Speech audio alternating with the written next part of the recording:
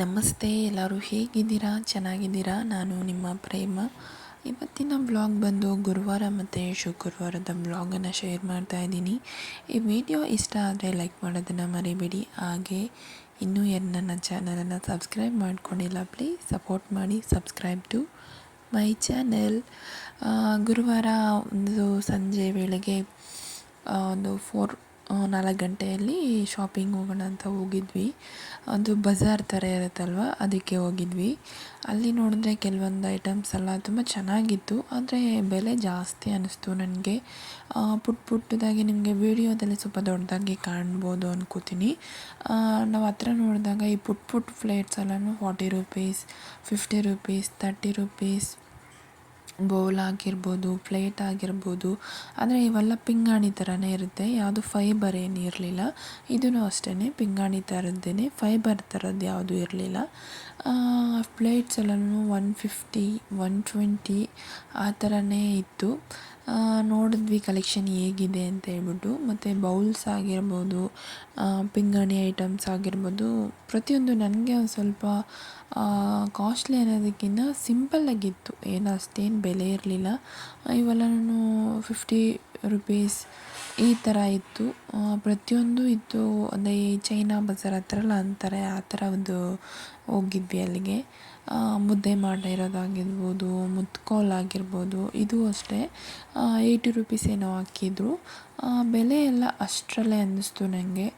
ಆದರೆ ಈ ಥರದ್ದು ತುಂಬ ಹುಷಾರಾಗಿ ಇಟ್ಕೋಬೇಕು ಅನ್ನಿಸ್ತು.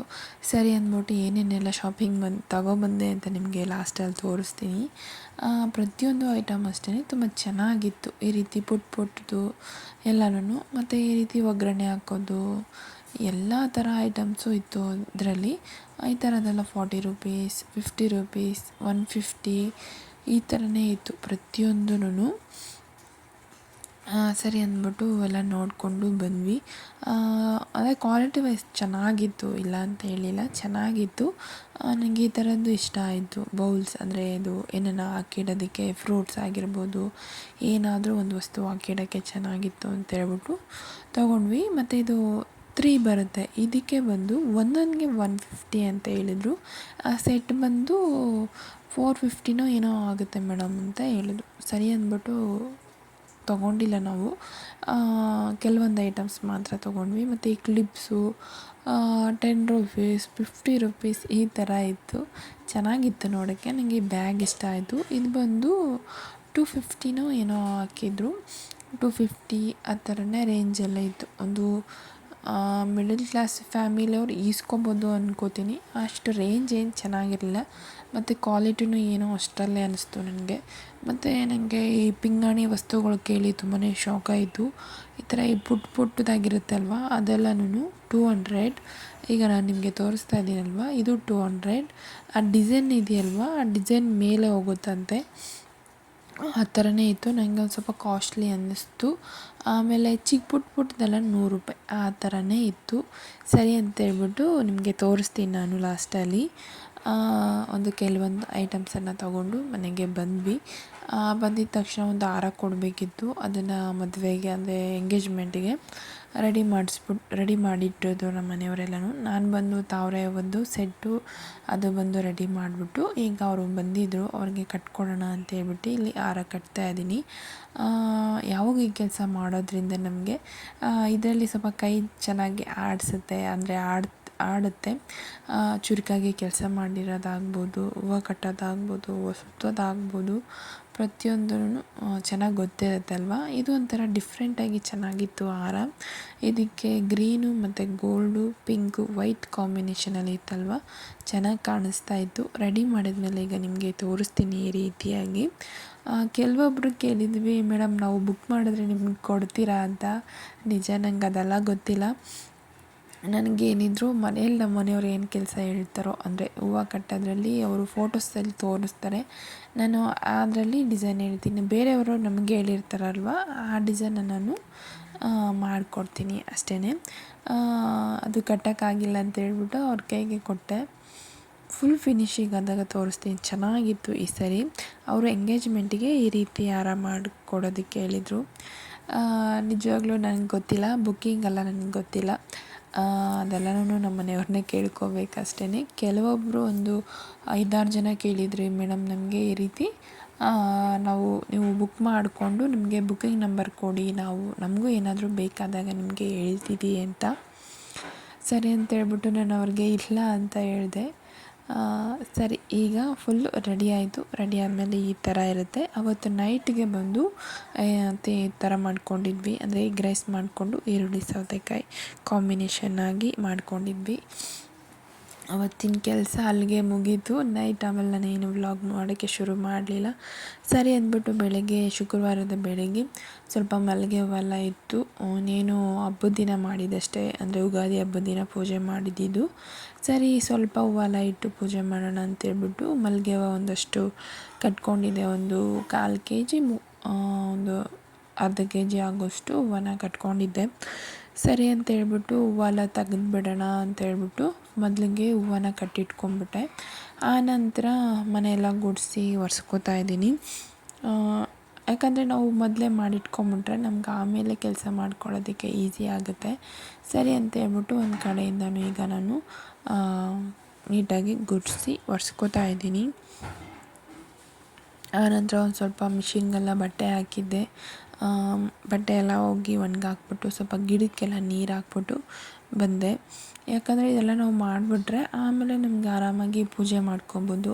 ಇಲ್ಲಾಂದರೆ ಏನು ಅನಿಸುತ್ತೆ ಅಂದರೆ ಅಲ್ಲೇ ಇರುತ್ತೆ ಆ ಕೆಲಸ. ಅಂದರೆ ನಾನು ಏನು ಮಾಡ್ತೀನಿ, ಮರ್ತೇ ಬಿಡ್ತೀನಿ. ಮಿಷಿನ್ಗೆ ಹಾಕಿದ್ದು ತೆಗೆದ್ಬಿಟ್ಟು ಅಲ್ಲೇ ಇಟ್ಬಿಟ್ಟಿರ್ತೀನಿ.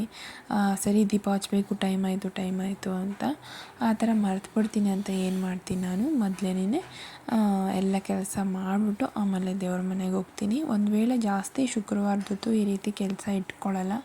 ಈಗ ಹಿಂದಿಂದೇನೆ ಹಬ್ಬ ಬಿದ್ದಿರುತ್ತೆ, ಆ ಟೈಮಲ್ಲೆಲ್ಲ ಸ್ವಲ್ಪ ಕೆಲಸಗಳಿರುತ್ತಲ್ವ, ಅದನ್ನೆಲ್ಲ ಮಾಡ್ಕೊಂಡಿರ್ತೀವಿ. ಅದಕ್ಕೋಸ್ಕರ ಈ ರೀತಿ ಕೆಲಸಗಳನ್ನು ಸ್ವಲ್ಪ ಇದ್ದಾಗ ಈ ರೀತಿಯಾಗಿ ಮಾಡ್ಕೋತೀನಿ. ಬಟ್ಟೆ ಎಲ್ಲ ಒಣಗಾಕಿ ಗಿಡದಲ್ಲಿ ಸ್ವಲ್ಪ ರೋಸೆಲ್ಲ ಬಿಟ್ಟಿತ್ತು, ಒಂದೇ ಒಂದು ರೋಸು, ಅದನ್ನು ಕಿತ್ಕೊಂಡು ಬಂದೆ. ಗಿಡಕ್ಕೆಲ್ಲ ನೀರು ಹಾಕಿ, ಈಗ ದಿನ ಗಿಡಕ್ಕೆ ನೀರು ಹಾಕಲೇಬೇಕಲ್ವ. ಆನಂತರ ಬಂದು ಫ್ರೆಶ್ ಆಗಿಬಿಟ್ಟು ಸ್ವಲ್ಪ ಮೇಕಪ್ ಟಚಪ್ ಮಾಡ್ಕೊಂಡು ಬಂದೆ. ಆನಂತರ ಈಗ ದೇವ್ರ ಮನೆಗೆ ಹೋಗ್ತಾಯಿದ್ದೀನಿ. ನಾನು ಏನು ಮಾಡ್ತೀನಿ ಅಂದರೆ ಫುಲ್ಲು ಮನೆಯೆಲ್ಲ ಒರೆಸ್ಬಿಡ್ತೀನಿ. ಸ್ನಾನಕ್ಕೆ ಮುಂಚೆ ಸ್ನಾನ ಮಾಡ್ಕೊಬಂದು ದೇವ್ರ ಮನೇನ ಕ್ಲೀನ್ ಮಾಡ್ಕೋತೀನಿ. ಅದೇನೋ ಗೊತ್ತಿಲ್ಲ, ಸ್ನಾನ ಮಾಡಿಕೊಂಡೇ ಹೋಗಬೇಕು ಅನಿಸುತ್ತೆ, ಅದಕ್ಕೋಸ್ಕರ ಈಗ ದೇವ್ರ ಮನೇನ ಕ್ಲೀನ್ ಮಾಡ್ಕೋತಾ ಇದ್ದೀನಿ.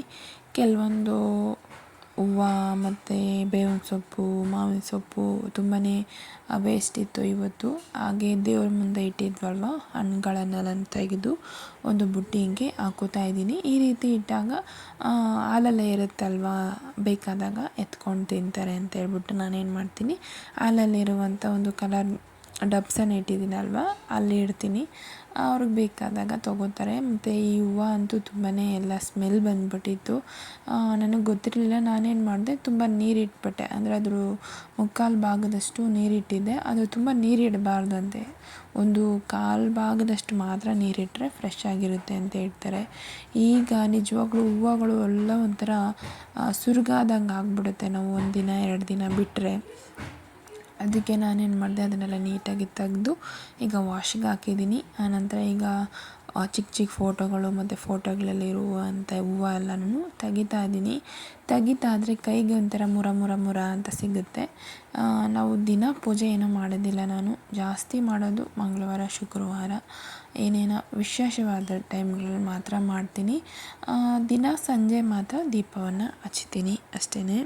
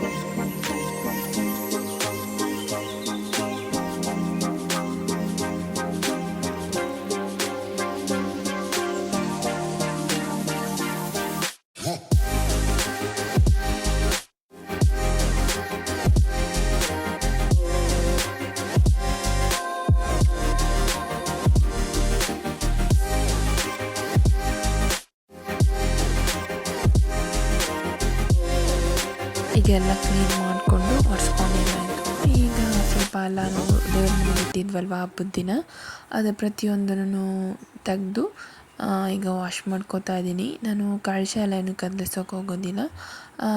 ಬೇರೆ ನಾವು ನೀರಿಡ್ತೀವಲ್ವ ಚೊಂಬು, ತೀರ್ಥದ ಬಟ್ಲು ಮತ್ತು ಕಡ್ಡಿ ಅಂದರೆ ಸಾಂಬ್ರಾಣಿ ಕಡ್ಡಿ ಚುಚ್ತೀವಲ್ವ ಅದು ಈ ಥರದ್ದು ಇರುತ್ತೆ. ಅದನ್ನು ಮಾತ್ರ ವಾಶ್ ಮಾಡ್ಕೋತೀನಿ. ಅಂದರೆ ಮಂಗಳವಾರದ ಹೊತ್ತು ಮಾತ್ರ. ಶುಕ್ರವಾರ ಬಂದು ಅಂದರೆ ಗುರುವಾರನೇ ಎಲ್ಲ ವಾಶ್ ಮಾಡಿ ಪ್ರತಿಯೊಂದನ್ನು ವಾಶ್ ಮಾಡಿ ಇಟ್ಟಿರ್ತೀನಿ. ಅಂದರೆ ಶುಕ್ರವಾರ ಬಂದು ಜೋಡಿಸ್ಕೋತೀನಿ, ಅಂದರೆ ಬೆಳಗ್ಗೆನೇ ಜೋಡಿಸ್ಕೋತೀನಿ.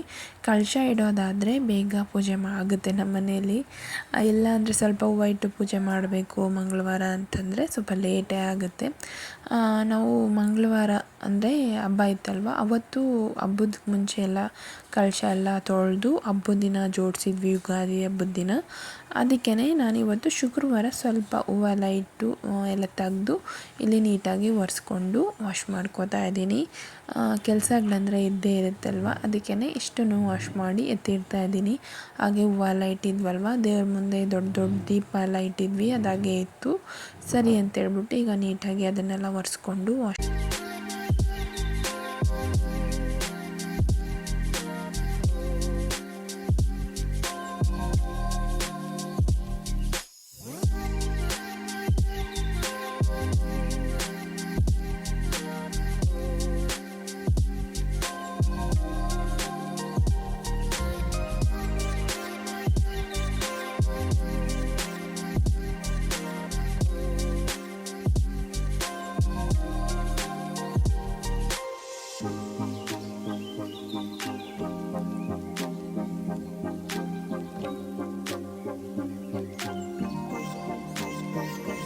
ಈಗ ಹೂವೆಲ್ಲ ಹಾಕಿದ್ದಾಯಿತು.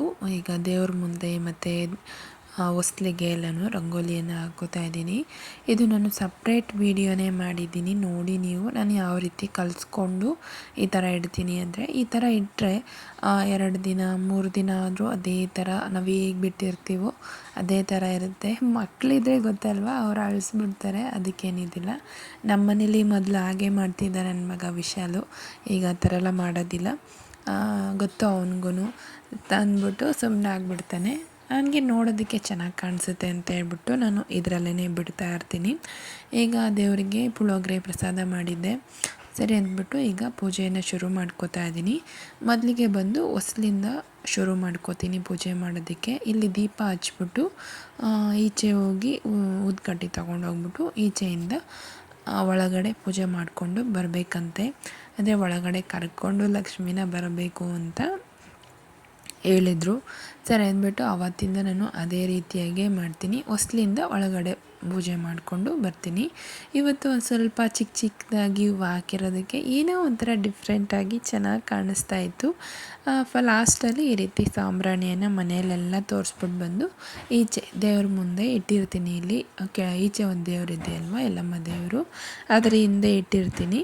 ಅದು ಒಂಥರ ಏನೋ ಚೆನ್ನಾಗಿರುತ್ತೆ ಆ ಥರ ಹಚ್ಚಿದಾಗ, ಸಾಂಬ್ರಾಣಿ ಹಚ್ಚಿದಾಗ ಏನೋ ಒಂದು ಖುಷಿ, ನೆಮ್ಮದಿ ಆಗುತ್ತೆ. ಸರಿ ತಿಂಡಿ ಮಾಡಿಕೊಂಡು ಆಮೇಲೆ ನಾನು ವ್ಲಾಗ್ನೇನು ಶುರು ಮಾಡಿರಲಿಲ್ಲ. ಸರಿ ಅಂತ ಹೇಳ್ಬಿಟ್ಟು ಕರ್ಬೂಜನ ಜ್ಯೂಸ್ ಮಾಡ್ತಾಯಿದ್ದೆ. ಹಾಗೆ ಒಂದು ಸ್ವಲ್ಪ ಹಣ್ಣುಗಳೆಲ್ಲನೂ ಕಟ್ ಮಾಡಿ ಎತ್ತಿಟ್ಟಿದ್ದೆ. ಮಕ್ಕಳು ಎದ್ದರೆ ನಾನು ಇದೇ ಮಾಡ್ತಾಯಿದ್ರು. ಎದ್ರೆ ತಿಂತಾರೆ ಅಂತೇಳ್ಬಿಟ್ಟು ದ್ರಾಕ್ಷಿ ದಾಳಿಂಬೆ ಎಲ್ಲ ಬಿಡಿಸಿಟ್ಟಿದ್ದೆ. ಸರಿ ಅಂತೇಳ್ಬಿಟ್ಟು ಜ್ಯೂಸ್ ಮಾಡಿ ಕುಡಿಯೋಣ ಅಂತೇಳ್ಬಿಟ್ಟು ಕರ್ಬೂಜನ ಜ್ಯೂಸ್ ಮಾಡ್ತಾಯಿದ್ದೀನಿ. ಅದು ತುಂಬಾ ಚೆನ್ನಾಗಿರುತ್ತೆ. ನನಗೆ ಅದೇ ಆ ಕಾಯಿ ಕರ್ಬೂಜ ಹಣ್ಣಿರುತ್ತೆ ಅಲ್ವ, ಅದನ್ನು ಪೀಸ್ ಮಾಡ್ಕೊಂಡು ತಿನ್ನೋಕ್ಕೆ ತುಂಬ ಇಷ್ಟ ಆಗುತ್ತೆ. ಆಮೇಲೆ ಜ್ಯೂಸೂ ಅಷ್ಟೇ ನನಗೆ ಇಷ್ಟ, ಚೆನ್ನಾಗಿರುತ್ತೆ ಅದು. ಬೆಲ್ಲ ಹಾಕಿ ಮಾಡ್ತೀವಲ್ವ, ತುಂಬ ಟೇಸ್ಟಾಗಿ ಚೆನ್ನಾಗಿರುತ್ತೆ. ನಾನು ಯಾವ ರೀತಿ ಮಾಡ್ತೀನಿ ಅಂತ ಬನ್ನಿ ತೋರಿಸ್ತೀನಿ. ಈಗೇನು ಶ್ರೀರಾಮನವಮಿ ಬರ್ತಾಯಿದೆ ಅಲ್ವಾ, ಹೇಗಿದ್ರು ಪಾನಕ, ಮಜ್ಜಿಗೆ, ಹೆಸರುಬೇಳೆ ತುಂಬಾ ಚೆನ್ನಾಗಿರುತ್ತೆ. ಅಂದರೆ ನಮ್ಮ ಮಕ್ಕಳ ಟೈಮಲ್ಲಿ, ಅಂದರೆ ನಾವು ಚಿಕ್ಕವರಿರಬೇಕಾದ್ರೆ ಎಲ್ಲಿ ಶ್ರೀರಾಮನವಮಿ ಹಬ್ಬ ಮಾಡ್ತಾರಲ್ವ, ಆ ಟೈಮಲ್ಲಿ ದೇವಸ್ಥಾನ ಹತ್ರ ಎಲ್ಲ ಕೊಡೋರು ಹೆಸರುಬೇಳೆ, ಮಜ್ಜಿಗೆ, ನೀರು ಮಜ್ಜಿಗೆ, ಪಾನಕ ಎಲ್ಲನೂ. ಜಾಸ್ತಿ ನೀರು ಮಜ್ಜಿಗೆ ಕುಡಿತಾಯಿದ್ವಿ, ಪಾನಕ ಕಮ್ಮಿ ಕುಡಿತಾಯಿದ್ವಿ. ಅವರು ಬೇರೆ ಬೆಲ್ಲ ಹಾಕ್ಬಿಟ್ಟು 1-2 ನಿಂಬೆಹಣ್ಣು ಹಾಕ್ಬಿಡೋರು, ಅದಕ್ಕೆ ಪಾನಕ ಜಾಸ್ತಿ ಕುಡಿತಾ ಇರಲಿಲ್ಲ. ಆಗಿನ ಥರ ಲೈಫ್ ನಿಜವಾಗ್ಲೂ ಮತ್ತೆ ನಾವು ಲೀಡ್ ಮಾಡೋದಕ್ಕಾಗಲ್ಲ ಅನ್ಕೋತೀನಿ. ಅಷ್ಟು ಚೆನ್ನಾಗಿರ್ತಾಯಿತ್ತು ನಮ್ಮ ಲೈಫು. ಈಗ ಎಲ್ಲಾದರೂ ದೇವಸ್ಥಾನದಲ್ಲಿ ಪ್ರಸಾದ ಕೊಡ್ತಿದ್ದಾರೆ ಅಂದರೆ ಹೌದಾ ಸರಿ ಬಿಡು ಅಂತ ಸುಮ್ಮನಾಗ್ತೀವಿ. ಏನಾನ ನಾವು ಹೋಗಿದ್ರೆ ಇಸ್ಕೊಬರ್ತಾಯಿದ್ವಿ. ನಾವು ಚಿಕ್ಕವರಿರ್ಬೇಕಾದ್ರೆ ಹಾಗೆ ಮಾಡ್ತಾಯಿದ್ವಿ. ದೇವಸ್ಥಾನದಲ್ಲಿ ಹೋದಾಗ ಆ ಪ್ರಸಾದ ಕೊಡ್ತಿದ್ದಾರಾ ಅಂದ್ಬಿಟ್ಟು ಓಡೋಗ್ತಾಯಿದ್ವಿ. ಆಗಿನ ಕಾಲನೇ ಆ ಥರ ಇತ್ತು ಅಂತ ಅನಿಸುತ್ತೆ ನನಗೆ. ಈಗ ಹೌದಾ ನಾವು ಹೋಗಿದ್ರೆ ಮಾತ್ರ ಇಸ್ಕೊಂಬರೋಕ್ಕೆ ಹೋಗ್ತೀವಿ. ನಮ್ಮ ಚೈಲ್ಡ್ಹುಡ್ ನೆನಪು ಎಷ್ಟೆಲ್ಲ ಇರುತ್ತೆ ಅಲ್ವಾ. ಅಂದರೆ ನೀರು ಮಜ್ಜಿಗೆ ಪಾನಕ ಮಾಡ್ದಾಗ ಮಾತ್ರ ಮಿಸ್ ಮಾಡ್ತಾ ಇರಲಿಲ್ಲ, ಹೋಗ್ತಾಯಿದ್ವಿ. ಈಗ ಮನೇಲೇ ಮಾಡ್ತೀವಲ್ವ, ಮನೇಲೇ ಮಾಡಿ ಕುಡಿಯೋದು, ದೇವ್ರಿಗಿಟ್ಟು ಪೂಜೆ ಮಾಡ್ತೀವಿ. ಇನ್ನು ನಾವು ಬೇರೆ ಕಡೆ ಎಲ್ಲ ಹೋಗಿ ಏನು ಇಸ್ಕೊಬರೋದು ಅಂತ ಹೋಗೋದಿಲ್ಲ. ಇದಕ್ಕೆ ಸ್ವಲ್ಪ ಬೆಲ್ಲ ಬೇಕು. ಏಲಕ್ಕಿನೂ ಹಾಕ್ಕೊಬೋದು, ಚೆನ್ನಾಗಿರುತ್ತೆ. ಇಲ್ಲಿ ನಾನು ಏಲಕ್ಕಿ ಸೇರಿಸ್ಕೋತಾ ಇಲ್ಲ, ಬರೀ ಕರ್ಬೂಜ ಹಣ್ಣು ಬೆಲ್ಲ ಸೇರಿಸ್ಕೊಂಡು ಪಾನಕ ಮಾಡ್ಕೊತೀನಿ. ತುಂಬಾ ಚೆನ್ನಾಗಿರುತ್ತೆ. ಅದಕ್ಕೆ ಒಂದು ಸ್ವಲ್ಪ ದ್ರಾಕ್ಷಿಯನ್ನು ನಮ್ಮ ಮನೆಯವರು ಹಾಕು ಅಂತ ಹೇಳಿದ್ರು. ಸರಿ ಅಂದ್ಬಿಟ್ಟು ದ್ರಾಕ್ಷಿ ಹಾಕಿದ್ದೀನಿ. ಬೆಲ್ಲ ಸಿಹಿಗೆ, ಅಂದರೆ ಅದರಲ್ಲಿ ಸಿಹಿ ಇರುತ್ತೆ, ಸ್ವಲ್ಪ ಬೆಲ್ಲವನ್ನು ಹಾಕ್ಕೊಂಡ್ರೆ ಇನ್ನೂ ಟೇಸ್ಟಿಯಾಗಿರುತ್ತೆ. ಇದಕ್ಕೆ ಬಂದು ಸಕ್ಕರೆ ಅಷ್ಟು ಚೆನ್ನಾಗಿ ಕಾಣಿಸೋದಿಲ್ಲ, ಅಂದರೆ ಚೆನ್ನಾಗಿರೋದಿಲ್ಲ, ಬೆಲ್ಲನೇ ಚೆಂದ ಇದಕ್ಕೆ. ಫೈನಲಿ ರೆಡಿ ಆಯಿತು ಕರ್ಬೂಜ ಹಣ್ಣು ಜ್ಯೂಸು. ತುಂಬಾ ಚೆನ್ನಾಗಿತ್ತು. ಮಧ್ಯಾಹ್ನದೊತ್ತು ಈ ರೀತಿ ಒಂದು ಜ್ಯೂಸ್ ಕೊಡೋದಕ್ಕೆ ತುಂಬಾ ಚೆನ್ನಾಗಿರುತ್ತೆ. ನೀವು ಮಾಡ್ಕೊಂಡು ಕೊಡಿ ಅಂತ ಹೇಳ್ತಾ ಈ ವ್ಲಾಗ್ ಇಷ್ಟೇ ಫ್ರೆಂಡ್ಸ್. ಈ ವ್ಲಾಗ್ ಇಷ್ಟ ಆದರೆ ಲೈಕ್ ಮಾಡೋದನ್ನು ಮರಿಬೇಡಿ. ಹಾಗೆ ಯಾರು ನನ್ನ ಚಾನಲನ್ನು ಸಬ್ಸ್ಕ್ರೈಬ್ ಮಾಡ್ಕೊಂಡಿಲ್ಲ, please support me, subscribe to my channel. ಮತ್ತು ಇನ್ನೊಂದು ವ್ಲಾಗ್ ಜೊತೆ ಸಿಗ್ತೀನಿ. ಅಲ್ಲಿವರೆಗೂ ಟೇಕ್ ಕೇರ್, ಬಾಯ್. ಎಲ್ಲರೂ ಖುಷಿಯಾಗಿ ಆರಾಮಾಗಿರಿ ಅಂತ ಕೇಳ್ಕೊತೀನಿ. ಬಾಯ್.